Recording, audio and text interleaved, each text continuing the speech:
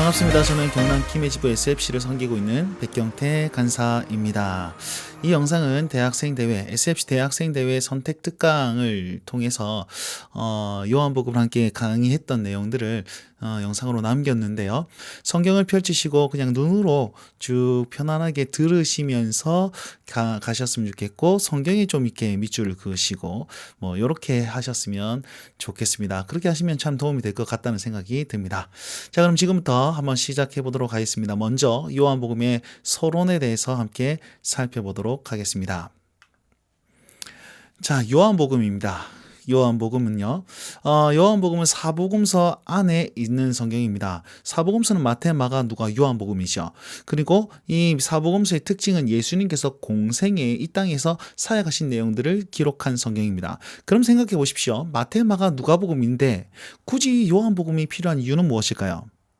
여러분, 많은 성경학자들이 마가복음이 제일 처음 쓰여졌다라는 마가복음 우선서를 지지하고 있습니다. 그리고 마태와 누가복음, 누가와 마태복음, 이것은 어느 것이 먼저 기록된가, 거기에 대해서는 조금 이제 논란이 좀 있고요. 대부분의 학자들이 극소수이기는 하지만은 요한복음이 제일 마지막 기록되었다라는 것을 반대하는 극소수의 학자들 말고는 대부분의 학자들이 요한복음이 제일 마지막에 기록되었다라고 거기에 대해서는 동의하고 있습니다. 그러면 왜 요한복음이 제일 마지막에 마태, 마가, 누가복음이 다 있는데도 불구하고 요한복음을 기록해야 될 이유는 무엇이었습니까? 바로 기록 시기를 좀 살펴보면서 알 수 있는데요. 대부분의 사람들이요, 90년경에 기록되었다라고 하고 또 60년 후반, 80년 사이에 기록되었다라고 하는데 아마도 70년 이후에는 기록되었을 것이다, 이렇게 이제 생각합니다. 왜냐하면 70년이 이제 예루살렘 성전 파괴되는 그런 해였거든요. 그래서 파괴된 이후에 이렇게 기록되었지 않느냐, 이렇게 추측하고 있습니다. 아무튼 90년경으로 계속 사람들이 보고 있는데 60년 후반이든 90년이든 간에 이 시기가 어떤 시기였냐면 기독교 박해 시기였다라고 알 수 있습니다. 여러분, 60년 후반에 중반부터 네로 황제라고 혹시 들어보셨습니까? 기독교를 대단히 박해했던 그 황제가 이제 로마를 다스리던 때였고, 90년경에는 도미티안 황제가 다스렸는데 이 두 황제 모두가 기독교를 굉장히 박해했던 사람들이었습니다. 그러니까 마태, 마가, 누가복음을 가지고 또 예수님에 대해서 듣고 믿었던 사람들이 생명의 위협을 느끼고 또한 삶이 피폐해지는 겁니다. 신앙을 지키기 위해서 이렇게 고난을 받는 그런 시대였으니까 그럼에도 불구하고 이제 주님 다시 오시겠다라는 그런 믿음과 소망을 가지고 견뎠는데 주님 더디 오시는 거예요. 그러니까 믿음이 의심되고 이제 신앙을 지키기가 어려워지는 사람들이 많이 생겼던 모양입니다. 그러니까 이 요한복음을 기록하면서 여러분들이 믿는 그 예수 그리스도, 여러분들이 믿는 그 믿음이 진짜 중요한 것이고 올바른 것이고 확실한 것이라는 사실을 다시 한번 강조해 주는 겁니다. 마태, 마가, 누가복음에 기록되었던 예수님의 행적들을 다시 한번 기록하고 또 그 기록에 대한 의미들을 좀 더 장황하게, 좀 더 구체적으로 이렇게 설명해 줌으로 말미암아서 그들이 예수님은 하나님의 아들이심을 확실하게 믿게끔 하고 또 믿음과 그 믿음으로 말미암아 영생의 유익이 있다는 사실을 확실하게 드러내기 위해서 요한복음을 기록했다, 이렇게 기억하시면 좋겠습니다. 꼭 기억하십시오. 요한복음의 기록 목적, 예수님은 누구라고요? 하나님의 아들이시다. 그 다음에 그분을 믿는 것이 영생하고 영생을 누리는 것에 굉장히 유익이 되는 것이다 라는 사실을 강조하기 위함입니다. 그럼 어떤 식으로 계시하시느냐? 나는 무엇이다 라고 7가지의 그런 자기 계시, 그 다음에 하나님이 보내신 자다라는 것을 계속 강조하면서 예수님은 자기가 하나님의 아들이심을 나타내 보이고 있고요. 그 다음에 믿음과 영생의 유익은 삼위 하나님과 예수님과 그 아버지의 관계, 그 다음에 성령님께서 도우심, 그 관계 속에서의 그 성도의 위치, 이런 것을 통해서 우리에게 믿음을, 그 다음에 영생을 더욱더 확실하게 해주고 있습니다. 여러분, 20장 31절을 보시면 이 기록 목적이 정말 잘 나와 있습니다. 오직 이것을 기록하면 하나님의 아들 그리스도가 누구라고요? 예수님이라는 사실을 믿게 하려 하고 또 믿어서 생명을 얻게 하려 합니다라고 얘기하고 있습니다. 자, 하나님의 아들은 무엇입니까? 신이시자 인간이신 분이 바로 이분이고, 그리고 그리스도라 함은 메시아다, 구원자이시다라는 것을 의미하고 있죠. 생명을 얻는다는 의미는 무슨 의미냐면 불신자가 예수님을 믿고 구원받는 것을 생명을 얻는다라고 일반적으로 생각하시죠. 예, 그것과 함께 신자가 믿음을 굳건하게 지키는 것도 생명을 얻게 하려 함이다라는 것 안에 포함되어 있습니다. 결국은 이 요한복음으로 말미암아 예수님을 믿고 또 그 믿음이 굳세게 되는 것을 목적으로 하고 있습니다. 자, 방금도 말씀드렸다시피 요한복음의 기록 목적이 예수님이 하나님의 아들 그리스도이심과를 얘기하는 것이라 했습니다. 그러면 어떤 방식으로 이것을 말씀하고 있을까요? 몇 가지 방식이 있는데 첫 번째는 표적을 통해서 그 일을 말씀하고 있습니다. 보시면 요한복음에 많은 표적들이 있습니다. 포도주와 치유하시는 것, 오병이어, 그 다음에 나사로를 살리는 것, 그 다음에 확실한 표정이죠. 십자가의 죽음과 부활입니다. 이것으로 말미암아서 하나님의 아들이심을 나타내 보이고 있고, 앞서 말씀드린 대로 나는 무엇이다 라는 자기 계시였죠. 7가지 계시가 있습니다. 생명의 떡, 빛, 양의 문, 선한 목자, 부활과 생명, 길과 진리, 생명, 그리고 포도나무로 비유하시면서 자기를 드러내셨습니다. 또 하나 절기가 있는데요. 예수님은 절기 가운데 예루살렘에서 설교하십니다. 그럼으로써 이 구약 시대에 지켰던 그 절기의 핵심과 주인공이 바로 나 예수 그리스도다라는 사실을, 율법의 완성이고 오실 메시아라는 사실을 이런 식으로 표현하면서 너희들이 믿고 따르던 그 절기의 중심에 내가 있다라는 사실을 눈으로 보여주고 있습니다. 자, 그러면 이 모든 예수님의 말씀들을 어떻게 믿을 수 있나요? 성령님을 통해서 믿을 수 있습니다. 그래서 요한복음은요, 성령님을 또 강조하고 있는데, 이 성령님을 새 창조의 영, 그 다음에 예배의 영, 그 다음에 보혜사, 돕는 자, 카운셀러의 영으로 이제 소개하고 있습니다. 자, 이렇게 기록 목적과 이게 개요가 이렇습니다. 제가 굉장히 말이 빠르죠. 그러면 다시 한번 돌려보시거나 그렇게 하시면 좋겠습니다. 자, 아무튼 이런 것들, 이 뼈대를 꼭 기억하시면서 본문을 좀 생각해보고 갔으면 좋겠습니다. 이 기록 목적, 성령님과 이 예수님의 하나님 아들 되신과 이것들이 주는 유익이 무엇이라고 그랬습니까? 네, 유익, 위로가 되는 것입니다. 위로와 확신이 된다는 것입니다. 왜요? 고난받고 믿음이 흔들리고 있으니까. 저와 여러분도 마찬가지죠. 지금 이 코로나 시대에, 그 다음에 대학 생활에 혹은 직장 생활이든 어떤 생활이든 간에 여러분들이 지금 믿음이 흔들릴 때 이 요한복음은 다시 한번 확신을 주는 성경이다라는 사실을 기억하시면서 본문을 바라보시면 은혜와 위로가 될 것입니다. 한번 보도록 하겠습니다. 1장 말씀입니다. 1장은요, 말씀으로 오신 예수님을 소개하고 있습니다. 자, 요한복음은요, 그냥 바로 다이렉트로 주님이 이런 분이시다라고 먼저 얘기하고 있습니다. 보시면 태초에 말씀이 있었는데 그 말씀은 하나님과 함께 계신 말씀이었다. 그래서 그 말씀은 곧 하나님이셨다라고 얘기를 하고 있습니다.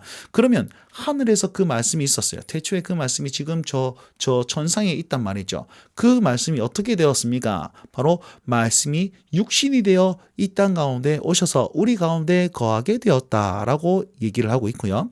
그리고 그 말씀이 이곳에 거함으로 말미암아서 우리는 독생자의 영광을 바라볼 수 있게 되었다라고 얘기를 하고 있습니다. 자, 하늘에 있던 그 말씀이, 하나님이 이 땅에 탁 오셨으니 이 땅에 어떤 일이 일어나느냐? 하나님이 오신 그 말씀으로 말미암아서 어두움과 빛으로 이게 갈라지게 됩니다. 확연히 드러나게 됩니다. 자, 보십시오. 어두운 가운데 있었습니다. 근데 빛이 딱 임했더니 우리가 어두운 가운데 있었구나 깨닫게 된 거죠. 저기는 굉장히 밝네. 그럼 빛으로 나아가야 되겠다. 라는 사람들이 또 생기게 되었다는 것입니다. 어둠과 빛으로 구분되어진다는 사실입니다. 빛은 무엇입니까? 바로 생명이고 어둠은 죽음입니다. 그러면 왜 어두운 가운데 계속 있습니까? 빛이 왔는데 빛을 깨닫지 못하기 때문이다 라고 오늘 본문은 얘기하고 있지요. 자, 이것을 세례요한의 입으로 말씀으로 1장은 얘기를 하고 있는데요. 세례요한은요, 혈통으로나 육정으로 나는 것이 아니고 영접하는 자, 곧 그 이름을 믿는 자들에게는 하나님의 이 빛으로 나아갈 수 있는 그런 길이 주어진다. 그리고 모세도 아니고 율법도 아니고 오직 예수 그리스도와 그분의 은혜와 진리 가운데 있어야만이 빛으로 나아올 수 있고 구원을 얻을 수 있다라고 말씀하고 있습니다. 자, 요 구도를 꼭 기억하십시오. 지금부터 이제 계속해서 요 구도는 드러납니다. 예수님께서 말씀을 탁 하셨습니다. 근데 그 말씀을 들은 사람의 반응이 어떤 사람은 빛이고 어떤 사람은 어둠에 그대로 있습니다. 어떤 사람은 믿고 주님 영생을 얻고 어떤 사람은 예수님을 핍박하는 자리에 있더라는 것입니다. 그러니까 이 말씀을 듣는 저와 여러분들과 그리고 1차 독자들도 마찬가지였겠죠. 아하, 내가 이 말씀을 들었는데 나는 지금 빛 가운데 있구나. 이걸 확신하게 되는 것이고, 내가 어두운 가운데 있다면 다시 한번 말씀으로 가운데 빛으로 나아가야 되겠구나. 여러분, 그것들도 이제 확신하게 되는 것입니다. 그것을 적용하면서 봅시다. 자, 이제 19절부터는요, 예수님의 표적들이 등장하게 됩니다. 장황하게 12장까지 나타내 보이고 있는데요. 요 예수님의 표적들은 두 타임에 걸쳐서 제가 말씀을 드리도록 하겠습니다. 자, 요한복음 1장 19절부터 51절까지는 세례 요한의 그런 증언을 통해서 예수님께서 드러나시는데, 유대인들이 세례 요한을 딱 보고 이렇게 물어봅니다. 너는 누구냐? 그러니까 나는 그리스도가 아니다 이렇게 합니다. 말이 좀 이상한데 그죠? 너는 누구냐? 나는 무엇이다 이랬는데 나는 아니다 이렇게 얘기합니다. 그럼 네가 엘리야냐? 뭐 아니야. 그럼 너는 선지자냐? 구약 성경에 모세와 같은 선지자가 나타날 것이다 이렇게 얘기했거든요. 그래 또 아니다라고 얘기하고 있죠. 그럼 넌 누구냐? 넌 너 자신을 뭐라고 생각하냐라고 했더니 세례 요한이 나는 광야에 외치는 소리일 뿐이다 이렇게 얘기를 합니다. 광야에 외치는 소리는 무엇입니까? 이사야 40장 말씀해 보시면 회복의 때에 왕이 오실 길을 미리 예비하는 자로서 광야에 외치는 자의 소리라라고 표현해 놓았습니다. 그 무슨 말입니까? 자기가 왕을 예비하는 자로서 지금 여기서 사역하고 있다 이걸 얘기를 하고 있는 것이죠. 그랬더니 바리새인들이 이렇게 얘기합니다. 야, 너 아무것도 아니면서 왜 세례를 주고 난리냐? 그러니까 나는 물로 세례를 주고 있지만 그분의 신발끈도 풀기에 감당하지 나는 못하는 사람이다. 그분은 성령으로 세례를 줄 자이다 라고 얘기를 하죠. 자, 그러면 요한의 세례의 의미는 무엇입니까? 앞에 말씀드린 대로 준비하는 것입니다. 메시아를 영접할 수 있도록 준비하는 거죠. 자, 너가 세례를 받으면 정결케 돼 라는 그것을 유익을 살짝 줬는데, 이것보다 더 크고 더 놀라운 세례가 있어. 그분은 바로 예수 그리스도가 주는 것이야 라고 얘기를 하면서 이것과 이것을 비교하면서 주님을 더욱더 기대하게 만드는 그런 역할을 한다라는 것입니다. 자, 요 1장 세례 요한의 그것을 통해서 우리가 알 수 있는 것은 예수님은요, 세례 요한보다 더 크고 놀라우신 분이라는 사실을 딱 증언하고 있습니다. 여러분, 세례 요한이 어떤 분입니까? 여자가 낳은 자 중에 가장 위대한 자였습니다. 사람들 중에 가장 최고의 사람이었단 말이죠. 그럼에도 불구하고 그보다 더 크신 분이 바로 예수 그리스도라는 사실을 우리에게 알려주고 있는 것입니다. 자, 또한 세례 요한이 이제 세례를 막 주고 있었습니다. 그런데 저기서 예수님이 나타나신 거예요. 그랬더니 자기도 모르게 뭐라고 하냐면 보라 세상 죄를 지고 가는 어린 양이로다 이렇게 얘기를 합니다. 그리고 그 이튿날 다시 한번 예수님을 마주쳤는데 다시 소리 지르면서 뭐라고 하냐면 보라 하나님의 어린 양이로다 이렇게 증언하고 있습니다. 예수님을 무엇이라고 증언하였습니까? 바로 어린 양인데 어떤 어린 양입니까? 세상 죄를 지고 가는, 그리고 하나님의 어린 양이다 라고 얘기하고 있습니다. 죄를 지고 간다는 사실은 이제 이분이 속죄 구원자시다는 사실이고 하나님의 어린 양은 하나님의 아들 되신다라는 사실을 세례 요한이 증언하고 있는 것이죠. 세례 요한은 이렇게 얘기합니다. 나도 알지 못했는데 성령이 내려서 뭐든지 머무는 것을 보면 그가 곧 성령으로 세례를 베푸시는 이인 줄 알라. 그래서 내가 그를 딱 보았는데 그분이 그렇게 하시는 거야. 그러니까 내가 하나님의 아들이심을 증언했다. 이렇게 얘기를 하고 있습니다. 요약해보면 예수님은 누구시라고요? 세상 죄를 지고 가는 어린 양이신 하나님의 아들을 증언하고 있습니다. 1장 계속 보시면 계속 예수님이 누구신가를 얘기하고 있지요. 여러분 그것들을 계속 기억해 보시면서 들으시면 좋겠습니다. 자, 1장의 마지막 에피소드인데요. 예수님께서 빌립을 부릅니다. 제자 빌립이죠. 빌립을 불렀는데 빌립이 또 누구를 부르냐면 나다나엘이라는 사람을 부릅니다. 나다나엘은요, 예수님의 제자 중에 바돌로메라는 사람이 있는데 아마 동일 인물일 것이다. 이렇게 기억을 하시면 되겠습니다. 자, 나다나엘이 이렇게 얘기합니다. 나사렛에서 무슨 선한 것이 나타날 수 있느냐? 빌립이 내가 메시아를 보았다 이렇게 얘기했거든요. 그러니까 그거 아닐기다 이렇게 얘기했다는 거죠. 그럼 네가 가서 와봐라. 그래 가보자. 그래 가봅니다. 예수님 앞에 딱 가봤더니 진짜거든요. 그러면서 나다나엘이 당신은 하나님의 아들이시오, 당신은 이스라엘의 임금이시로다, 이렇게 얘기하고 있습니다. 이 고백들 한번 살펴볼까요? 나사렛이란 것은 나사렛 출신이라는 의미인데, 이것은 진짜 나사렛에서 거주했던 그 사람이니까 인간이신 예수님, 진짜 실존하신 예수님, 이걸 증명하는 것이고, 마태복음에는 말씀의 성취를 얘기하고 있다라고, 말씀이 구약의 말씀을 성취하기 위해서 나사렛으로 갔다, 이렇게 얘기를 했습니다. 자, 그 다음에 하나님의 아들이시오, 그 다음에 임금이십니다 라고 얘기했단 말이에요. 그럼 왜 이렇게 고백했을까요? 예수님께서 나다나엘을 딱 보시면서 뭐라면, 야, 네가 참 진실하고 너의 속에 속임이 없다, 이렇게 얘기했단 말이에요. 나다나엘을 칭찬 빡 했습니다. 근데 그 말은 무슨 말이냐면, 나다나엘이 진짜 메시아를 기다리는 그런 사람이었기 때문에 네 안에 속임이 없다라는 것을 보았다라는 것입니다. 그러니까 내가 진짜 예수님을 기대하면서 기다리고 있는데 진짜 탁 와가지고 야, 네 마음이 진실하네, 진짜네 라고 얘기했더니, 그 마음을 알아주시는 분은 내가 기대했던 그분밖에 없는 건 아닐까요? 그러니까 그분이 메시아를 기다리는 자가 나를 알아보았으니까 그분이 메시아구나, 이렇게 여겼던 것입니다. 이해가 되십니까? 그렇기 때문에 이렇게 하나님의 아들이시오, 임금이십니다 라고 고백했다는 것이죠. 그 고백을 들은 예수님께서 나다나엘에게 하늘이 열리고 그 다음에 오르락내리락 하는 것을 네가 볼 것이다. 근데 인자가 그렇게 하는 것을 볼 것이다, 이렇게 얘기합니다. 인자는 참 사람이라는 뜻입니다. 물론 다른 뜻도 있지만 사람이라는 뜻입니다. 사람이신 예수님께서 하늘이 열리고 그 위에 오르락내리락 한다는 것은 무슨 말입니까? 예수님께서 십자가를 통해서 하늘의 문을 여셔서 그 천국으로 갈 수 있는 그 길을 여신 그 구원자이시라는 사실을 이렇게 표현해 놓으신 것입니다. 결국은 이 나다나엘과의 관계를 통해서 우리 예수님은 참 사람이시며 참 하나님이신 그 연결고리가 되신 구원자 예수님이다라는 사실을 또한 알 수 있는 것입니다. 자, 계속해서 예수님이 누군가를 계속 살펴보았죠. 이제 2장 말씀에 들어서서는 예수님의 그 표적을 통해서 어떻게 또 예수님이 드러나는지를 살펴보고 있습니다. 2장 말씀에는 물을 포도주로 바꾸는 그런 사건입니다. 우리 잘 알고 있죠. 이 사건은요, 첫 번째 표적이다. 자, 표적이다라고 했습니다. 표적의 뜻이 무엇입니까? 표적은 실제 사건을 넘어서 있는 어떤 상징적인 표시입니다. 자, 내가 누구를 한 대 탁 때렸습니다. 그 때렸다는 것은 그 마음에 어떤 중심이 있었다는 것 아니겠습니까? 예수님께서 이적을 딱 베풀었습니다. 그 이적에 어떤 또 다른 의미, 숨은 의미가 있다는 것을 표적이라고 얘기했습니다. 자, 그렇다면 물을 포도주로 바꾼 것이 표적이라 그랬습니다. 그 의미가 무엇입니까?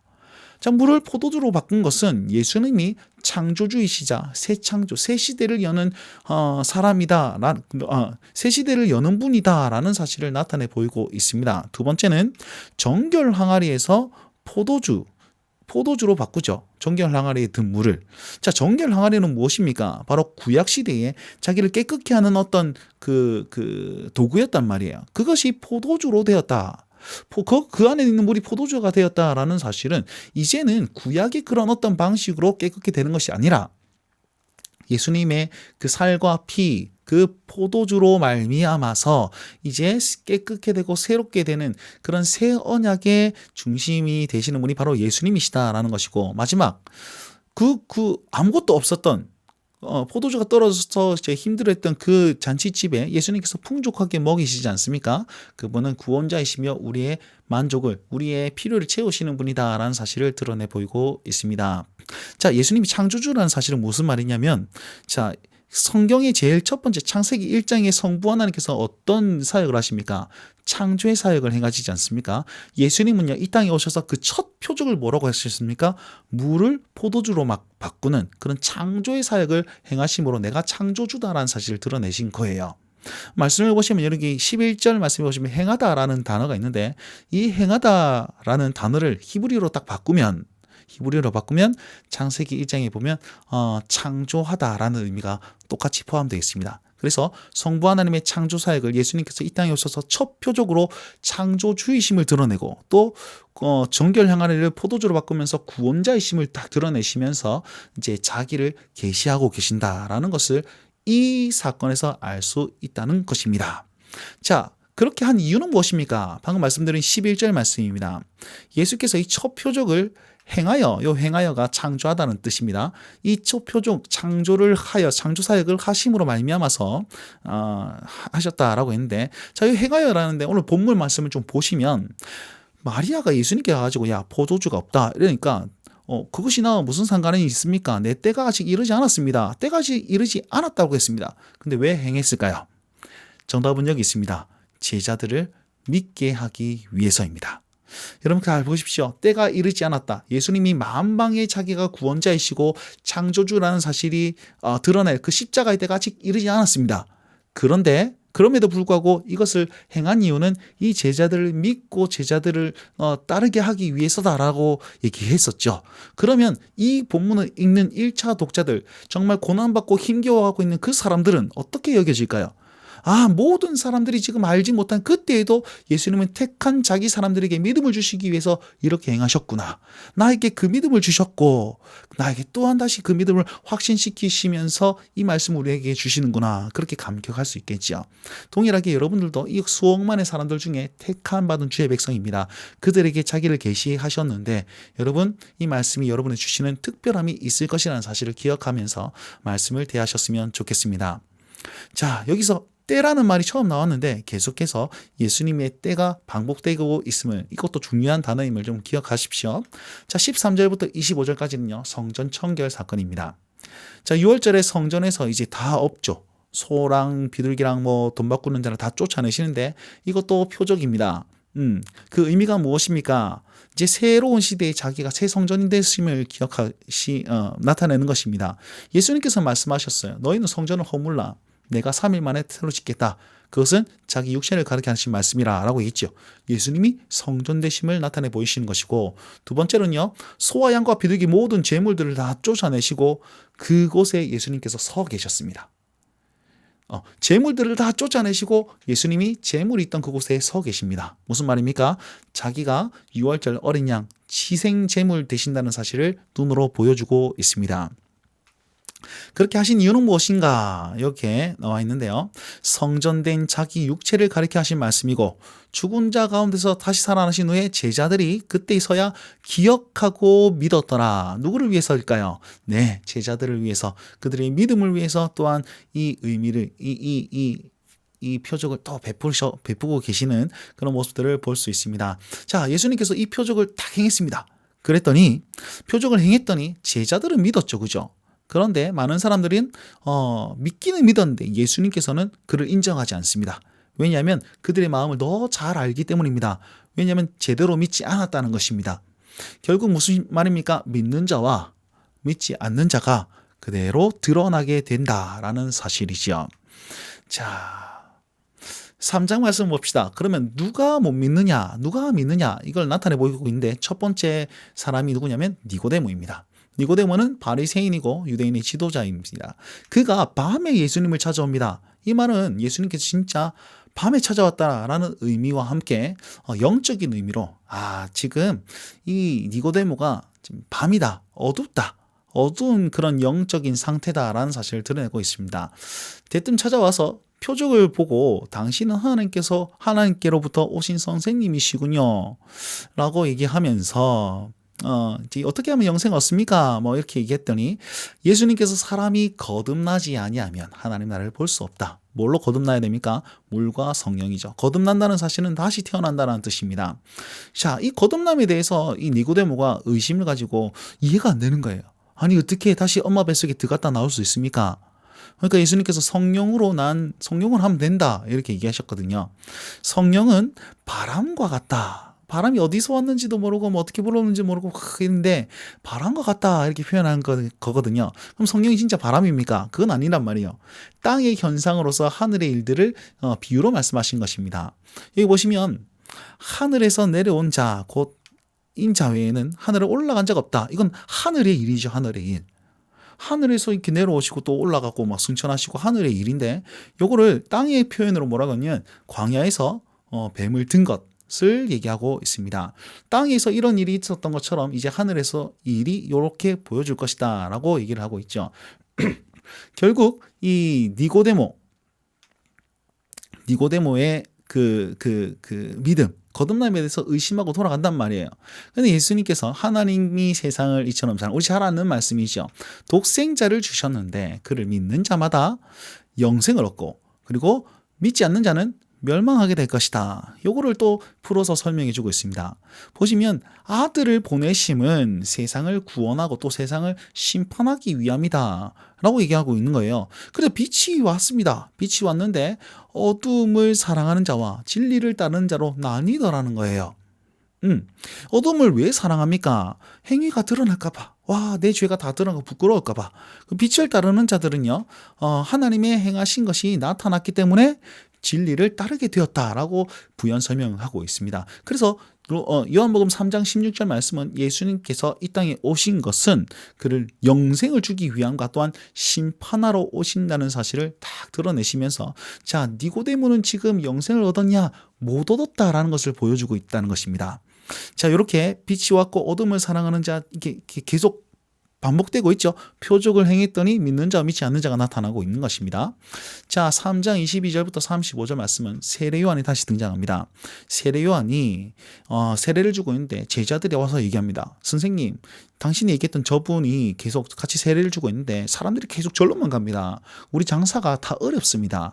좀 어떻게 해가지고 좀 딜을 해가지고 구역을 좀 나누시는지 아시죠? 뭐 이런 쪽으로 표현을 합니다. 그랬더니 예수님께서 세례 요한이 하는 말이 하늘에서 주신 바가 아니면 사람이 아무것도 할 수 없다. 하늘에서 주신 바다라고 하고 있으며 그분이 하늘에서 주신 분이기 때문에 나는 그냥 신랑 친구 역할만 하면 진짜 감사하다 이렇게 얘기합니다. 신랑 친구는요, 신랑이 오면 사라지는 사람입니다. 신랑이 오기 전까지 막 다 준비하고 일하고 다 해놓고선 신랑이 오면 뿌듯해하는 거예요. 내가 이거 준비 다 했지. 결혼식을 축하하면서 그렇게 하는 겁니다. 그러면서 그는 흥하여야 하겠고 나는 쇠하여야 하리라. 이렇게 이제 얘기를 하고 있죠. 여기에 대해서 설명하고 있습니다. 위로부터 오시는 이와 그분은 하나님께서 보내시는 이다 라고 얘기를 하는데 위로부터 오시는 이는 뭐냐면 만물의 주인 되시는 만물 위에 계시는 분이 바로 이분이시고 하나님께서 오시는 이는 성령 충만하신 분, 성령을 줄 수 있는 분이다 라고 얘기하고 있습니다. 땅에서 난 이는 세례 요한을 얘기하고 있는데 그 사람들은 땅에 속한 것만 말할 수 있고 이것은 죄의 성품과 유한함과 그런 한계를 가진 사람들이 땅의 일만 얘기할 수밖에 없다라는 것입니다. 또 세례 요한과 예수님을 비교하면서 예수님이 하나님의 아들이심을 계속 부각시키고 있는 겁니다. 결국은 이렇게 얘기하고 있죠. 아들에게 순종하는 자는 영생을 얻겠고 불순종하는 자는 진노를 받을 것이다 라고 얘기하면서 3장 말씀을 마무리하고 있습니다. 계속해서 나뉘고 있다는 사실 기억하십시오. 여러분은 어디를 선택하렵니까? 자, 니고데모를 얘기했다면 이제는 믿는 사람을 얘기하는 겁니다. 예수님을 만났는데 진짜 믿고 따르는 사람이 있었다. 그 사람이 누굽니까? 사마리아 여인입니다. 사마리아의 수가성에 있는 야곱의 우물 곁에 있는 그 어떤 곳에서 예수님께서는 사마리아 여자를 만납니다. 그러면서 물을 달라 하시죠. 그러니까 대뜸 당신이 유대인인데 왜 나한테 물을 달라 하십니까? 예수님이 하신 말씀이 네가 내가 누군지 알았다면 내가 너에게 물을 달라 한 게 아니고 네가 나에게 물을 달라 할 것이다 이렇게 얘기하는 겁니다. 그러면서 내가 주는 물은 영원히 목마르지 아니할 것이다 이렇게 얘기했더니 여자가 눈이 번쩍 뜨이면서 아니 그 물을 나에게도 주십시오. 예수님께서 말씀하십니다. 남편을 데려오라. 그러니까 여자가 나는 남편이 없습니다. 그렇지 네가 5명 있었는데 아니고 지금 살고 있는 남편도 네 남편이 아니다. 이렇게 얘기하니까 여자가 딱 보니까 내가 보니까 당신은 선지자 같습니다. 그럼 제가 하나 물어보겠습니다. 우리 조상들은요 예루살렘에서 예배하라 그러고 여기 사람들은 어디서 예배하라 그러는데 우리 어디서 예배해야 됩니까? 라고 물어보니까 하나님은 영이시니 영과 진리로 예배할지니라 이렇게 얘기합니다. 그러면서 그 얘기를 다 나누고 있으니까 또 깨달게 된 거죠.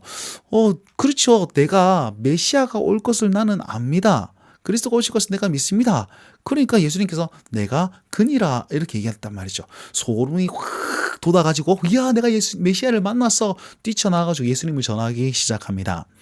자, 그 찰나에 사마리아 여인이 복음을 전하러 간 찰나에 제자들이 와가지고 예수님, 식사하십시오. 식사하십시오. 라면서 양식을 갖다 드리는데 예수님께서 내 배부르다. 내 많이 먹었다. 이렇게 얘기하는 거예요. 그러면서 누가 예수님께서 뭐 먹을 거 갖다 주리노? 그러면 우리가 이렇게 고생 안 했을 됐을 텐데. 라고 얘기했는데 예수님께서 이렇게 말씀하시죠. 나의 양식은 나를 보내신 이의 그 일을 완전히 이루는 것이다. 라고 얘기를 합니다. 자, 요 모든 상황 속에서 우리 예수님을 좀 알 수 있는 방법이 있습니다. 어떤 방법입니까? 예수님은 누구십니까? 마르지 않는 그 샘물, 목마르지 아니하는 그런 생명의 물이라는 사실을 사마리아 여인과의 대화를 통해서 알 수 있겠죠. 두 번째는 예수님께서는 하나님의 보내심을 받은 자이다라는 사실을 또한 알 수 있습니다. 방금 34절 말씀이 그렇게 나와 있지 않습니까?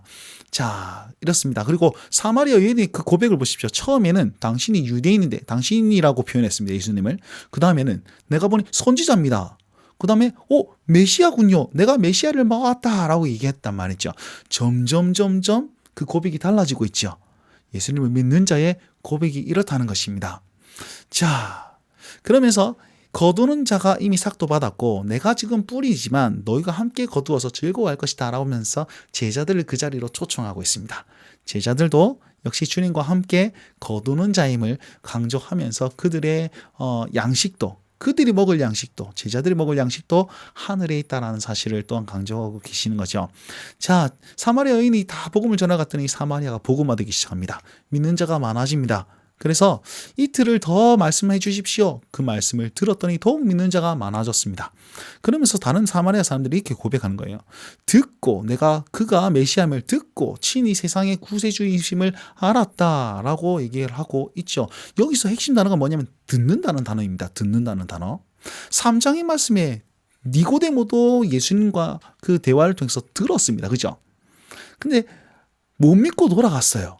그냥 믿었다, 어쨌다, 그런 말이 없습니다. 근데 사마리아 여인들 천대받고 무시받고 막 사람 취급 못 받는 그 사마리아, 그것도 여인, 그 사람은 그 사마리아 사람들은요, 이것을 들었단 말이야. 그러니까 들으니까 구주이심을 또 믿게 되었다라는 사실입니다. 누가 빛으로 나아올 수 있는 사람입니까? 예수님의 말씀을 듣는 사람입니다. 그리고 듣고 믿는 사람이라는 사실을 알 수 있죠. 요 듣는다는 것은 저기 한 10장 가보시면 계속해서 정말 중요한 단어로 나타나니까요. 요 보시면 좋겠습니다. 자, 5장 말씀입니다. 5장 말씀은 38년 된 병자를 치유하시는데 베데스다 연못에서 이제 이렇게 물이 탁 동하면 빨리 들어가면 이제 제일 먼저 들어가는 사람이 이제 치유를 받는다라는 그런 미신적인 것이 있었습니다. 그때 38년 동안 이제 거기서 죽치고 앉아 계신 그 병자 한 분이 계시단 말이죠. 예수님께서 딱 보시고 이렇게 상담하시잖아요. 네가 와 이라고 있노? 내가 들어가려는데 나를 던져주는 사람이 없어서 다른 사람이 먼저 풍덩 들어갑니다. 아이고 그러나 일어나 네 자리를 걸고 네 자리를 들고 걸어가라. 이렇게 했더니 들고 걸어갔단 말이에요. 근데 이 이적을 베푸신 그 때가 언제냐면 안식일이었습니다. 유대인들이 그 소문을 듣고 야, 너 어떻게 치유받았어? 언제 치유받았어? 안식일인데? 누가 치유했어? 그럼 나는 잘 모르겠습니다. 누가 치유했는지 모르겠습니다. 그냥 일어나라 했길래 그냥 벌떡 일어나서 갔습니다. 내가. 그랬단 말이에요. 그러다가 이 병자가 성전에 거닐다가 예수님을 만났습니다. 예수님께서 그를 만나가지고 더 심한 것이 생기지 않도록 죄를 범하지 말라. 육신의 치유뿐만 아니라 영적인 치유를 해주시는 그런 말씀을 하셨단 말이에요. 그런데 이 치유받은 자가 냅다 이제 유대인에 가가지고 고자질을 하는 거예요. 나를 고치니까 예수라는 사람입니다. 이렇게 얘기했단 말입니다. 여러분 이 행동을 보았을 때 이 사람 진짜 믿은 건가요? 안 믿은 건가요? 그렇죠. 기적을 경험했으나 믿음이 없는 사람을 가르쳐서 이 38년 된 병자를 딱 들이대고 있는 것입니다. 보십시오. 니고데모는 알았습니다. 알았음에도 불구하고 믿지 못했고 이들은 기적을 체험했습니다. 그런데 체험했음에도 불구하고 믿지 못했습니다. 사마리아 여인은 듣고 믿었기에 더 애착을 가지고 주님께 달라붙는 그런 모습들을 볼 수 있겠죠. 자, 유대인들이 이제 예수님을 딱 잡으러 갑니다. 그러면서 이렇게 얘기하는 거죠. 네가 안식일에 이런 일을 행했다. 그 다음에 네가 아버지께서 이제까지 일하니 나도 일한다. 이렇게 고백했단 말이에요. 예수님께서. 이것 때문에 예수님께서 박해받으시는데 이유가 뭐냐? 일에 이런 일을 행했다. 율법을 범한 것이고 내 아버지께서 이제까지 일하니 나도 일한다. 이건 신성모독의 발언이란 말이에요. 그렇기 때문에 예수님께서 그때부터 박해받기 시작합니다. 자, 5장 19절에서 29절 말씀은 예수님께서 이 박해받기 시작하는데도 불구하고 이 유대인들에게 거의 뭐 기름을 붓는, 불난집에 기름을 붓는 그런 말씀을 하시는데, 아들이 아버지가 한 것을 보지 않고서는 스스로 할 수 없어. 그래서 아버지가 행한 것을 아들도 행할 수밖에 없다, 이렇게 얘기를 하거든요. 자, 아버지가 여기 있습니다. 아버지가 있고 예수님이 있습니다. 아버지는 이 예수님을 사랑합니다. 아들을 사랑합니다. 그래서 행하시는 것을 보여주고 더 큰 일을 보여주고 있는데, 그 더 큰 일이 무엇이냐? 바로 부활이라는 것입니다. 그러면 아버지께 행할 줄 알아야 되는 거 아닙니까? 아버지께서 죽은 자를 살리시는 분이시니까 이제 예수님도 부활할 수 있다라는 것이고, 또한 사랑하시고 그 다음에 심판의 권세를 주셨습니다. 그 기준이 뭡니까? 아버지를 공경하느냐 안 하느냐. 누구와 같이? 예수님과 같이. 그래서 예수님은 아버지를 공경합니다. 공경하고 심판의 그 권한을 가지게 된 것이죠. 그래서 예수님이 하시는 일은 무엇입니까? 부활하심으로 영생을 주시고 또 심판하심으로 멸할 자를 멸망시키시는 그 일들을 하시는 겁니다. 요한복음 3장 16절 말씀을 또 여기서도 또 볼 수가 있겠죠.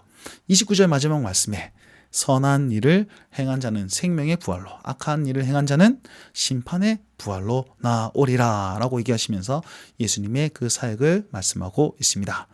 자, 대적자들에게 예수님께서는 이렇게 말씀하십니다. 나의 심판은 아버지의 심판이니 의롭다. 그러면서 내가 하나님의 아들이다. 이런 말씀이 이렇게 얘기하고 있는 겁니다. 요한의 증언을 보시면, 요한이 너희에게 증언했는데 대적자들 이렇게 말한 거예요. 요한은 너희에게 구원을 받게 하려고 비추이는 등불이 되었다. 그리고 더 큰 증거가 내게 있으니 아버지께서 내게 주신 그런 역사다라고 얘기하는 겁니다. 그러면서 대적자들을 질책하는데, 너희는 예수님의 역사, 그 예수님의 그 말을 음성도 듣지도 못하고 보지도 못하고 말씀도 없고 믿지 않고 있지 않냐? 너희가 성경을 열심히 연구하냐? 근데 영생의 갈급함도 없고 하나님 사랑하는 것도 없고 예수님을 영접하는 것도 없고 오로지 자기의 영광만 취하고 있는 너희 행위가 과연 옳으냐? 라고 질책하면서 이 유대인들이 빛으로 나오지 못하는 그런 어둠에 있는 그 대적자라는 사실을 이렇게 딱 명시해주고 있습니다. 자, 오늘 요한복음 첫 번째 시간 5장까지 했는데요. 굉장히 시간이 많이 지난 것 같은데 잘 보시면 요약하자면 이렇습니다. 진짜 말씀이신 예수님께서 이 땅에 딱 오셨습니다. 하나님이시죠, 그분은. 그랬더니 빛과 어둠으로 나뉘기 시작합니다. 계속해서 예수님은 이적과 표적으로 계속 말씀하고 있습니다. 그리고 세례 요한도 증언하고 있습니다. 그럼에도 불구하고 믿는 자들은 주님께 나와서 기뻐하고 믿는데, 믿지 못하는 자들은 대적자들의 그런 역할을 계속 감당하더란 말이죠. 그 와중에 들어도 못 믿고 보아도 못 믿고 경험해도 못 믿는다는 거예요. 여기는 천하고 이렇게 약하고 뭐 보잘것 없지만 듣고 믿으니 굉장히 풍성해지는 역사가 또 우리 눈에 보이고 있습니다. 자, 이렇게 예수님께서 말씀하고 있고요. 다음 시간에는 계속해서 그 표적들을 계속 보도록 하겠습니다. 여러분 장시간 들어주셔서 굉장히 감사합니다. 다음 시간에 찾아뵙도록 하겠습니다.